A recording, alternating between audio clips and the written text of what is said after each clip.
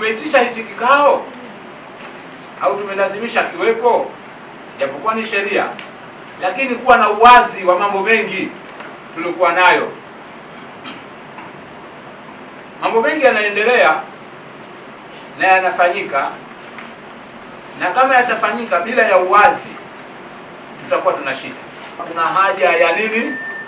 Ya uwazi. Kila kitu kinakaa wazi, hakuna mtu anakuwa na doubt ya kitu katikani. Kwa hivyo hilo ni la pili, na nyinyi takeni kujua mambo yenu yanavyokwenda katika huu mkoa ili yawe wazi. Lakini katika kikao hichi nimesema tukumbushane masuala ya maadili. Maadili. Na ndio maana wameitwa na wataalamu hapa wa kuweza kutukumbusha. Na hichi bado tuna shida nacho. Maadili haya. Watu wanakuja na majinsi. Je, jinsi inakubalika kuja katika ofisi? Kama nguo gani inatakiwa? Vitu gani vinatakiwa na vingine.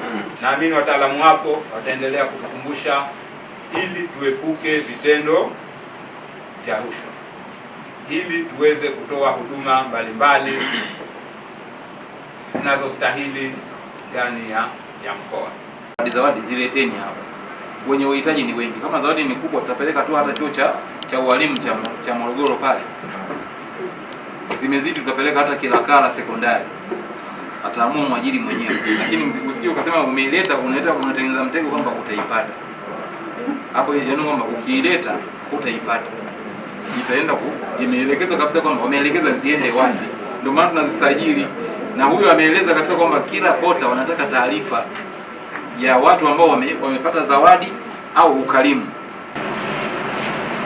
Namna ya kupambana na rushwa maeneo ya kazi, kwanza tufuate tu sheria, kanuni na taratibu zile STK. Acheni upendeleo. Tunafanya sana vitu ambavyo hata havina sababu. Muwe wa wazi. Rasi ameanza kusema hapa, unajua yule ni mtu mzima, akawaambia tu kwa staili nyingine, uwazi.